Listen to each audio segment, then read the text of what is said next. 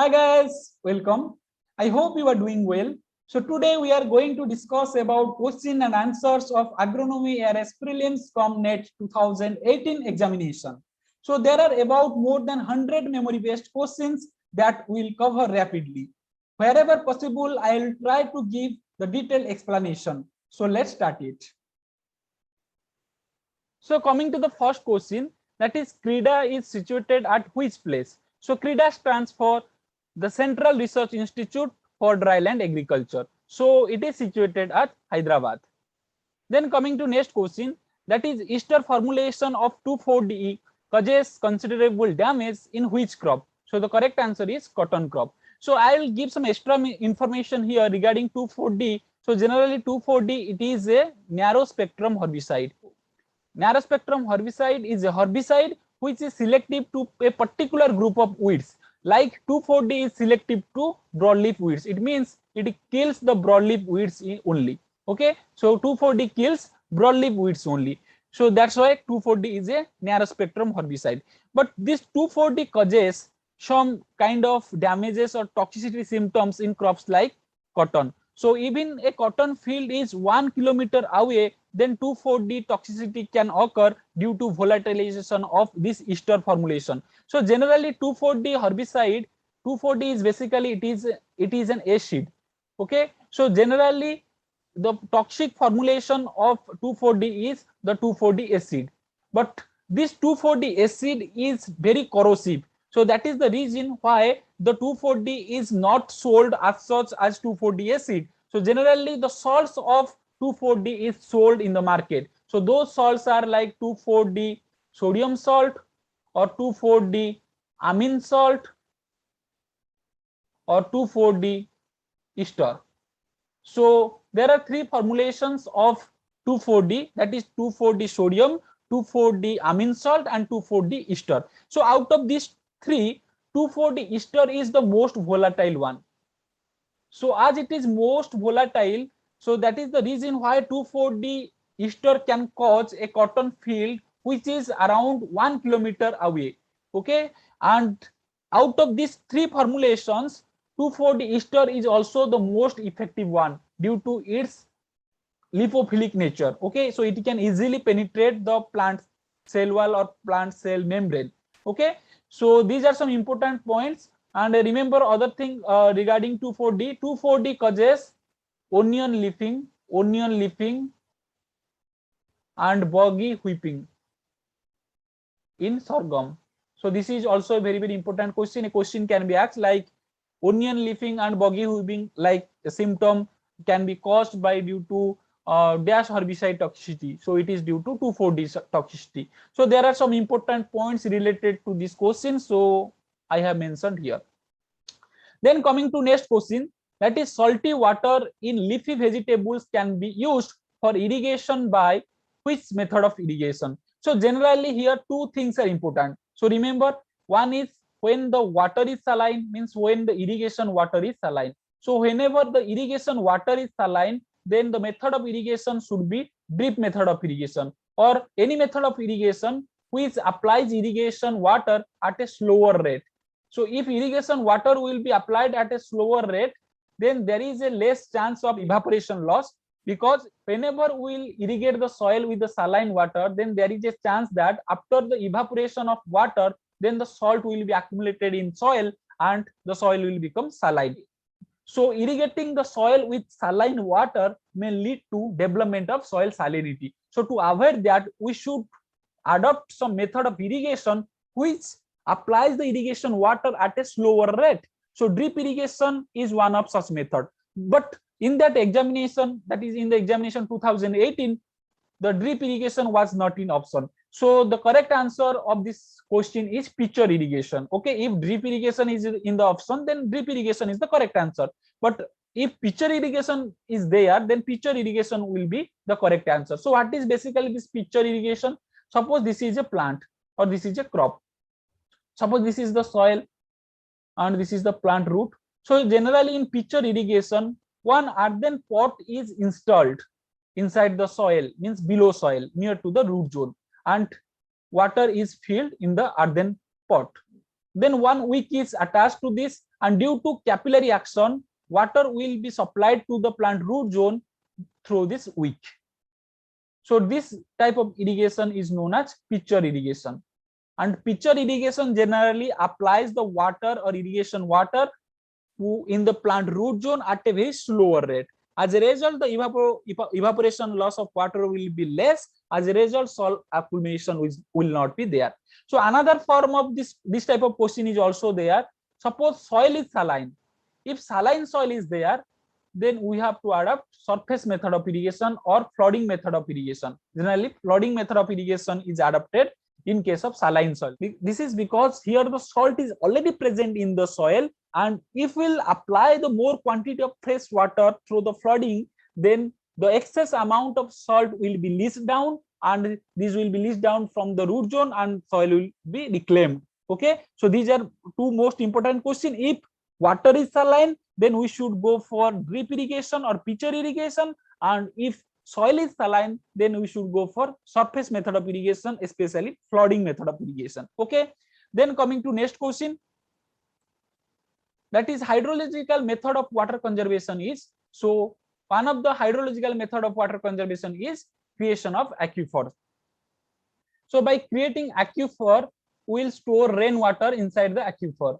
Suppose this is the aquifer. So by creating aquifer, we will store rainwater. For example, after that, this stored water will be evaporated due to the action of solar radiation. After the evaporation, there will be condensation, and due to condensation, this will be again precipitated, and this will be again, it will be stored in the aquifer. So there is a hydrological cycle. So creation of aquifer, it is a hydrological method of water conservation. Okay, then coming to next, that is which is not a type of micro irrigation method. So there were options like drip irrigation, sprinkler irrigation. Okay, so definitely flood irrigation method is not a micro irrigation method. This is a surface method of irrigation. Then coming to next question, that is which component is related to Japanese encephalitis. So this question is a new question, and it is a type of tricky question. So basically this Japanese encephalitis, it is a disease. This disease is generally caused by a virus, and the vector of this virus is a mosquito, that is a Culex mosquito. So basically this Culex mosquito breeds inside the rice field, lowland rice. Okay, so lowland rice is associated with this Japanese encephalitis. So various researchers have found that wherever there is a lowland rice, due to the breeding of mosquito inside the lowland rice, means due to the water stagnation, that mosquito generally it is a vector and which causes the viral disease, that is Japanese encephalitis. So this methane is indirectly related to this disease, because methane is related to lowland rice. Whenever there is a lowland rice, methane emission is there. So this is related to Japanese encephalitis in this way. Okay, but this is not a direct question. The direct relationship is Japanese encephalitis disease. It is directly related to the rice crop. Then coming to next, that is minimum transpiration ratio is found in which plants. So the transpiration ratio, it is nothing but it is the ratio between the amount of water transpired,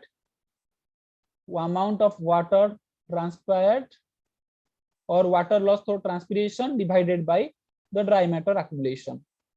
Okay, so this is the formula of transpiration ratio, and this transpiration ratio is generally inverse of water use efficiency. So remember this, transpiration ratio is inverse of water use efficiency, and the minimum transpiration ratio is found in case of CAM plant, and maximum water use efficiency is found in CAM plant. So these are related. Okay, and if you will see the sequence, then the sequence is CAM followed by C4 followed by C3. So this is the sequence of water use efficiency. So CAM plants are more water efficient, and the transpiration ratio is lowest in case of CAM plant. Then coming to next, that is cumulative infiltration equation. Which equation indicates the cumulative infiltration? So this is the equation for cumulative infiltration, where the Y is the cumulative infiltration, T is the infiltration opportunity time. So here T is the infiltration opportunity time, and A, N and B. these are the constants. So A and B, these are the three constants. Y is the cumulative infiltration and T is the infiltration opportunity time. Then coming to next question, that is which is a non-biological method of water harvesting. So generally farm pond is a non-biological method of water harvesting. Then what is the biological method of water harvesting? So it has been found that the crop canopies of crops like maize and sorghum, so the crop canopies of these crops can harvest rainwater up to 7 to 29 milliliter per millimeter of rainfall. Okay, so this is one type of biological water harvesting. And another type of biological harvesting is the crops like orhar or pigeon pea. So these crops have a deeper root system. So these deeper root system crops, they will penetrate the deeper layer of soil and they will cause biological plow. Okay, and this biological plow will increase the soil porosity and which will increase the moisture holding capacity of soil. So in this way, it will also contribute the water harvesting inside the soil pores. So this is also one type of biological water harvesting. Then coming to next question, that is which is correct for gourd cells. So remember, gourd cells having thick inner cell wall, and thin outer cell wall. So due to thick inner cell wall, when the gourd cell is turgid, the stomata opens. So stomata is basically, it is the opening between two gourd cells. So when the gourd cells are turgid, due to thicker inner cell wall, the stomata will open. Okay, so remember this thing. Then coming to next question, that is the proportionality constant in Darcy's law in unsaturated soil is known as. So here the correct answer is capillary conductivity. So basically the Darcy's law is V is equal to Ki. So where this is the K is the proportionality constant and K is known as hydraulic conductivity. And remember this thing, the hydraulic conductivity of an unsaturated soil is known as capillary conductivity. Okay, so all the things we have covered in detail in the video class of Darcy's law. So I will give the link in the I button. So click on that and watch that video. This is also very, very important. Then coming to next question, that is in soil with high organic matter and high porosity, so how it will affect the thermal conductivity. So when the soil is having high organic matter and high porosity, it means the pore spaces are more. If pore spaces are more, then there is a gap between two adjacent soil particles. So when there is a gap between two adjacent soil particles, then the heat transfer will be hindered. Okay, so that is the reason why the thermal conductivity will decrease if the porosity is increased. Okay, another thing is also very important, that is tillage. So tillage reduces the thermal conductivity.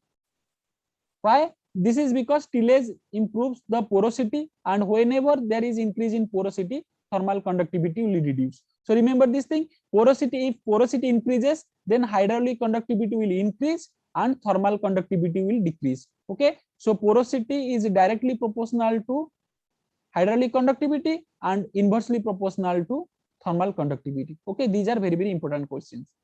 Then coming to next question, that is the study of distribution of species and ecosystem over a geographical area is known as biogeography. Then coming to next question, that is which crop is known as heavy metal accumulator. So Indian mustard is a heavy metal accumulator. Generally it accumulates heavy metals inside the plant body. So the scientific name of Indian mustard is Brassica juncea. Okay, then coming to next question, that is introduction of new plant may affect plant diversity. If a new plant or new type of plant is introduced in a ecosystem, then the plant biodiversity will be affected.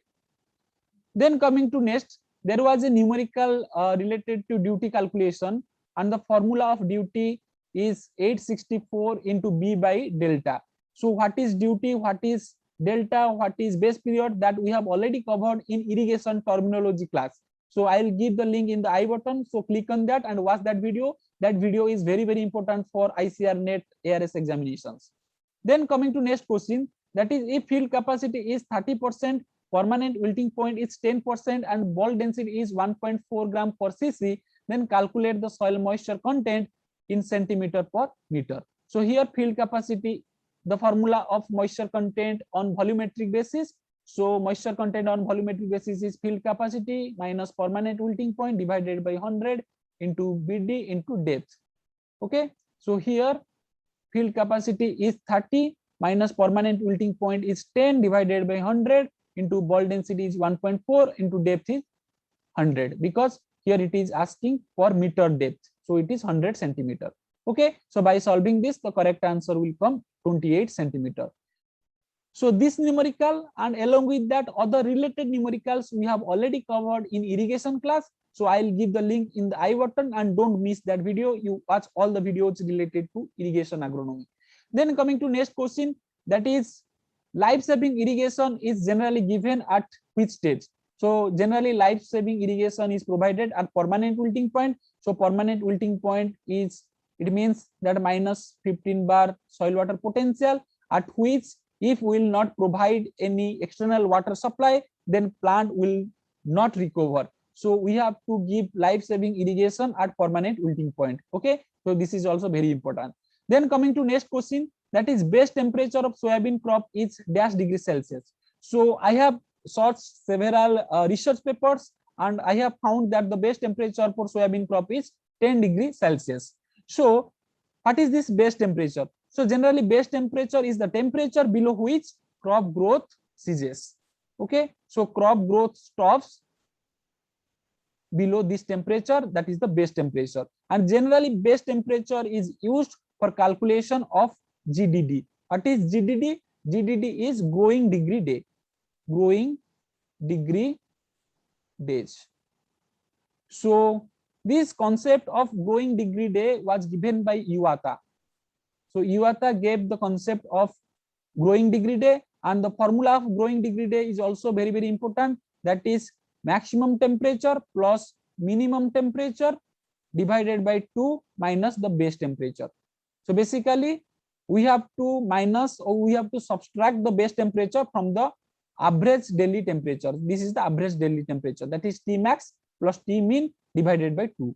Okay, so this is the formula of growing degree day. So growing degree day is generally calculated to show how many quantity of heat units are accumulated. Okay, and generally it is used to indicate different phenologies of a crop.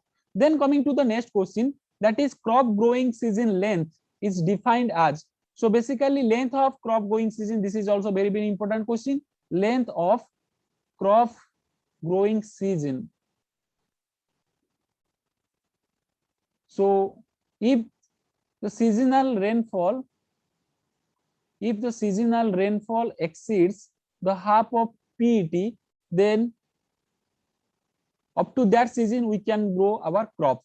Okay, so the crop growing season length is defined as the period when the rainfall exceeds the half of the PET. PET is the potential evapotranspiration, and the concept of PET was given by Thornthwaite. Okay, then coming to next question, that is the imbalance between the water in evapotranspiration and crop need of available soil moisture in seasonal basis is known as, it is the seasonal drought. It means if during a season, if soil water or soil moisture is not sufficient enough to meet the crop evapotranspiration demand, then it is known as seasonal drought. Okay, so seasonal drought is calculated for a particular season.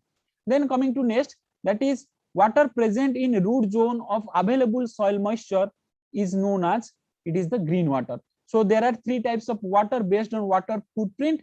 So those are green water, blue water, and gray water. Okay, so what is green water? So the water which is present in soil moisture or inside a plant is known as green water.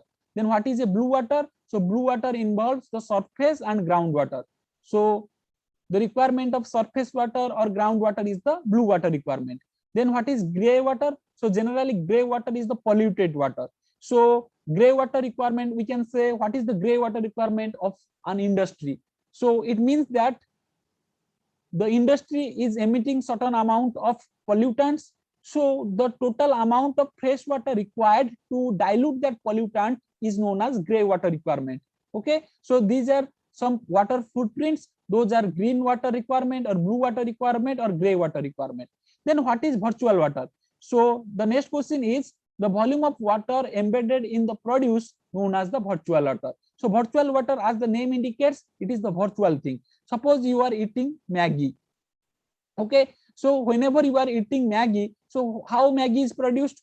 So wheat is grown in on the crop field, wheat is grown. So during growing of wheat, we are using water.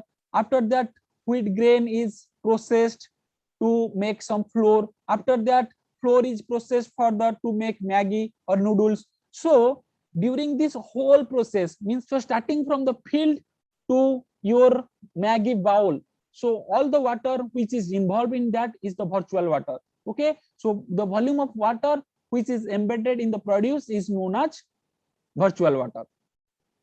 Then coming to next, that is the physical mixing of straight fertilizer is known as mixed fertilizer. So basically mixed fertilizer is just a physical mixture of different fertilizers. So in the mixed fertilizer, the fertilizer molecules, suppose A fertilizer and B fertilizer, we have mixed together. So this is just a physical mixture. So here the particles of A fertilizer and B fertilizers maintain their own identity. So they don't combine with each other. Okay, so mixed fertilizer has a characteristic that both the components have their own identity. Okay, then coming to next question, that is cells are swollen in touch of water due to imbibitional water. Okay, so remember this thing.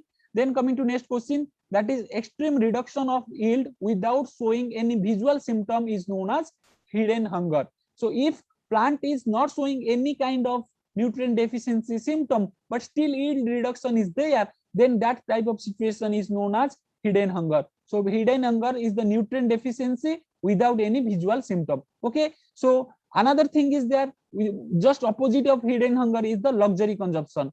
So luxury consumption is plant is accumulating higher quantity of nutrients but without showing any toxicity symptom or without having any harmful effect. So this luxury consumption is generally, it is found in case of potassium. So this is also very important question. A question can be asked like luxury consumption is found in which type of nutrient element? So it is potassium, and especially fodder crops. So fodder crops show luxury consumption of potassium. So these 3-4 important points, so you should remember.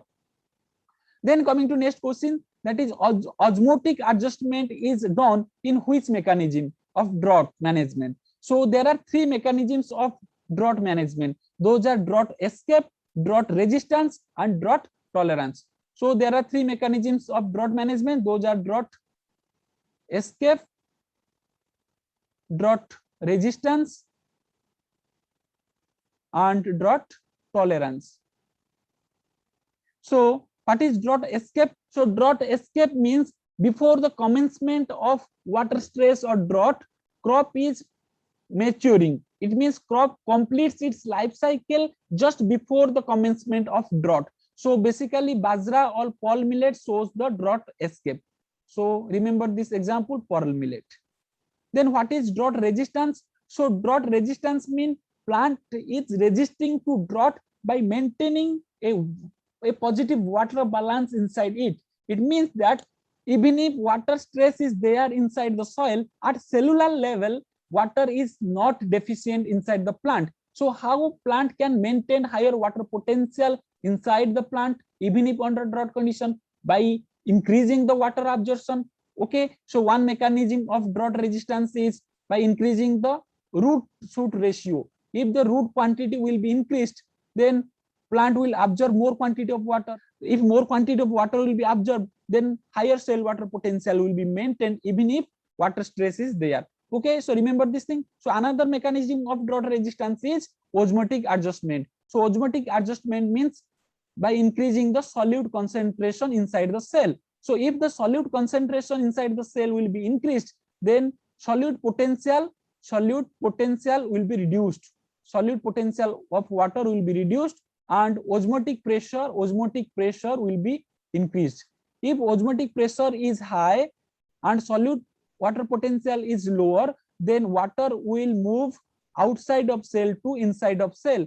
So as a result, cell water potential will be increased and cell water potential will be maintained. So if there is any doubt, then I have made a dedicated video on cell water potential. I will give the link on the I button and must watch that video. So another mechanism is drought tolerance. So in drought tolerance, plants maintain the lower cell water potential. So even if the cell water potential is lower, plant can tolerate the lower cell water potential and plant can survive. So that is known as drought tolerance, and generally sorghum shows drought tolerance. So these are some important questions. Then coming to next question, that is in normal soil, what is the condition of EC and SAR? Okay, so now we'll discuss what is EC. So EC is the electrical conductivity, SAR is the sodium absorption ratio. So generally EC and sodium absorption ratio is used to classify the soil if it is salt affected or not. So I'll just give a classification, that is EC, sodium absorption ratio, and pH. So remember this thing. So in case of normal soil, so EC should be less than 4 decisiemens per meter and sodium absorption ratio will be less than 13. Okay, so similarly in case of saline soil, the EC will be more than 4 decisiemens per meter and SAR will be less than 13 and the pH will be less than 8.5. So remember this thing, less than 8.5. Then another type of salt affected soil is alkali soil or sodic soil, where the EC is less than 4 decisiemens per meter and sodium absorption ratio is more than 13 and the pH is more than 8.5. Then another condition is that is saline alkali soil. So in case of saline alkali soil, the EC is more than 4 decisiemens per meter, SAR is more than 13 and the pH is less than 8.5. Okay, so pH is generally variable, but usually most of the case pH is found less than 8.5. Okay, so these are some important classification of salt affected soil. And remember one thing, what is the difference between alkaline soil and alkali soil? So basically the soil having pH, when the pH is more than 7.0, then soil is known as alkaline. And when the pH is more than 8.5, soil is known as alkali. Okay, so here we can say all the alkali soils are alkaline, but all alkaline soils are not alkali. So remember the statement, that is all the alkali soils are alkaline, but all alkaline soils are not alkali. So this may be an important question for your examination. Then coming to next, that is unit of coefficient of variation is percentage, because the formula of coefficient of variation is standard deviation divided by mean into 100. Okay, so it is a ratio and generally it is expressed in percentage. Okay, then coming to next, that is the transpiration can be reduced in dryland agriculture due to leaf rolling. So I have searched various literature like research paper and found the answer like 35 to 40%. So generally in case of rice, especially in case of rice, due to leaf rolling, transpiration can be reduced up to 35 to 40%. Then coming to next question, that is strigol is released from roots of which plant? So it is the cotton plant, because striga is generally it is a chemical which stimulates. So strigol stimulates the germination of striga. So we know that striga, it is a parasitic weed, especially it is a partial root parasite. So this strigol, it is a chemical which stimulates the germination of striga, and this strigol was first separated from the roots of the cotton plant, and it is used to control the striga under field condition. This is because due to application of strigol, the seeds of striga will germinate, but after that the host plant will not be available because field is blank. We are just applying strigol. So by getting the stimulation, the seeds of striga will germinate, but due to lack of availability of suitable host, that seeds will die. So this is a preventive method of weed control and in which strigol is used. Then coming to next question, that is which is found more severe in the season of drought. So generally drought occurs due to 3 reasons. One is late onset of monsoon. late onset of monsoon, early withdrawal of monsoon, and mid-season dry spell. Okay, so these are the major three regions. And generally, late onset of monsoon is more severe, because if onset of monsoon is less, then seed sowing will be hampered. And in agriculture, we know that sowing is the most valuable non-monetary input. Okay, so remember this thing. This is also very good question. Sowing is the most valuable non-monetary input. So if sowing window is over, then there is no benefit of sowing the crop. So that is the reason why late onset of monsoon is very severe as compared to early withdrawal of monsoon or mid-season dry spell. Then coming to next question, that is the herbicide that causes reduction of disease is known as herbicide therapeutics. So what is herbicide therapeutics and how it works? This is because some herbicides, like it has been seen that some herbicide like dinitroanilines means pendimethalin, flucloraline. So these herbicides reduce the disease like verticillium wilt. So verticillium wilt, it is a disease of tomato and brinjal, solanaceous crops. So it has been found that due to application of pendimethalin or dinitroanilin herbicides, there is a reduction of this disease. Similarly, another example like wheat rust. Wheat rust, it has been found that wheat rust is reduced when glyphosate is applied. So you will say that how we can apply glyphosate in a wheat. So the research was regarding the glyphosate tolerant wheat. So in glyphosate tolerant wheat, when they applied the glyphosate herbicide, it reduced the incidence of wheat rust disease. Okay, so there are some examples of herbicide therapeutics. Then coming to next, that is waterlogged saline soil can be reclaimed by subsurface drainage, because by providing subsurface drainage, we can leach out the excess amount of salts from the plant root zone. So by this way, we can reclaim the saline soil. Then coming to next question, that is when the actual evapotranspiration is equal to the potential evapotranspiration. So remember one thing, actual evapotranspiration will be equal to the potential evapotranspiration only when there is a sufficient moisture availability. Okay, so when the moisture availability is maximum just 2 days after irrigation, because just 2 days after irrigation field capacity will be achieved. Okay, so we know that field capacity is the upper limit of soil moisture availability. So whenever field capacity will be achieved, at that point of time, the actual evapotranspiration will be the potential evapotranspiration.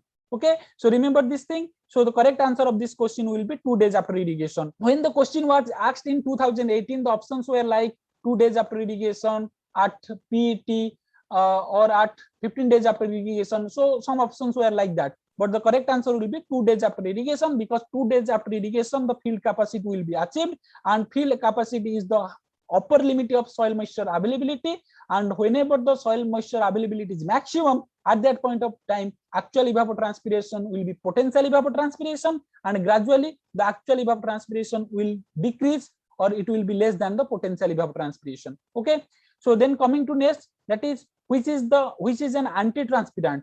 So kaolin is an antitranspirant. It is a reflectant type of antitranspirant.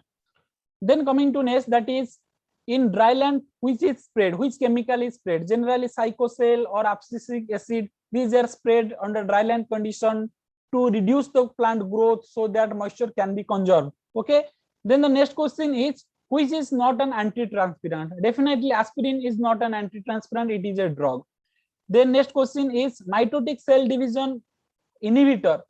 Which herbicide is the mitotic cell division inhibitor? So the carbamates are the mitotic cell division inhibitors. So go through all the list of herbicide or group of herbicides and their mode of action, which is very important for your examination. Then coming to next, in regression analysis, which test is used? So generally t-test is done for regression analysis. And remember other things like f-test. F-test is generally done to compare two population variance. Okay, to find out whether there is any difference between two population variance. For two population variance, f-test is performed. And generally t-test is also, it is done to compare to compare to sample means.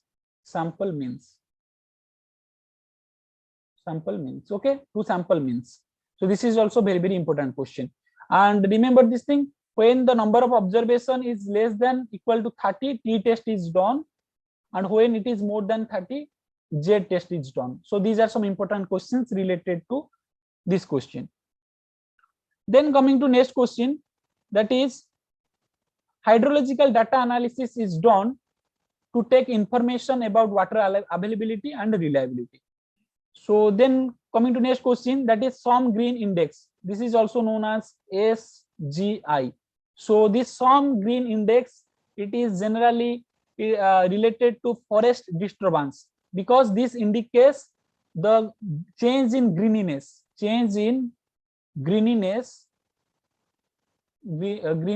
of vegetation. Okay, so change in greeniness of vegetation is generally indicated by Somme Green Index, and it is related to forest disturbance. Then coming to next question, that which is not related to sustainable agriculture, government policy. So these are some common questions that were asked during that time. Then coming to next, that is solid fraction may be defined as solute divided by solute plus solvent. Okay, so this is the solid fraction. Solid fraction is solute divided by solute plus solvent. Then coming to next question, that is if rainfall of a region is 600 to 800 millimeter, then which type of cropping should be done? So remember this thing, if the rainfall of a region is 350 to 600 millimeter, then we should go for sole cropping, or single crop should be taken in a year. Similarly, if the rainfall of a region is 600 to 750 millimeter, then we should go for intercropping. And if it is 750 to 900 millimeter, then we can go for sequential cropping or double cropping. Okay, so these are very important questions. Remember these things. So here the correct answer will be intercropping. So 350 to 600 millimeter single cropping and or monocropping means one crop in a year. And if the rainfall of a region is 600 to 750 millimeter, then we should go for intercropping. And if it is 750 to 900 millimeter, then we can go for sequential cropping or double cropping. Then coming to next question, that is the cultivation of crops in the hedge rows is known as alley cropping. So basically alley means path. So here we are growing crops. Here we are growing row crops in between two rows of hedge. Okay, so this is known as alley cropping. Then coming to next, that is which type of biological conservation measures are used in dryland agriculture. So generally vegetative barriers are used to conserve the soil moisture under dryland agriculture. Other biological measures like cover cropping, growing of cover crops, or mulching, or growing of strip cropping. So those are some other biological methods. Then coming to the next question, that is the direction of shelter belt should be in which direction? So the correct answer is north-south direction. So why so? Because wind speed is always higher in east-west direction. So to prevent the wind damage, so shelter bed should be in the perpendicular to the wind speed, that is perpendicular to east-west direction. So that is the north-south direction. So remember this thing, direction of shelter bed should be north-south, in the north-south direction. So similarly, another question can be asked, like what should be the row orientation of the crop for better solar radiation availability? So the answer of this question is north-south direction. Okay. Then coming to next, that is which is an immobile nutrient in plant. So in plant, two nutrients are immobile. Those are calcium and boron, and zinc is moderately mobile. Okay, so remember this thing. So you will see calcium and boron, and especially in case of boron, boron is immobile in plant. It is due to the mobility of boron is highly localized. So the mobility of boron is highly localized. It means it is mobile. Boron is mobile inside a plant, but this mobility is restricted to a limited place. That is the reason why it is not mobile throughout the plant. So boron is immobile in plant due to its high degree of mobility at a limited place inside the plant. Okay, so just remember this concept. Then coming to next, that is which nutrient is taken up by plant both in cation and anion form. So it is nitrogen, because nitrogen is taken as ammonium form and nitrate form. Then the next question is which herbicides are dissimilar in nature. So out of these four, which is unlike.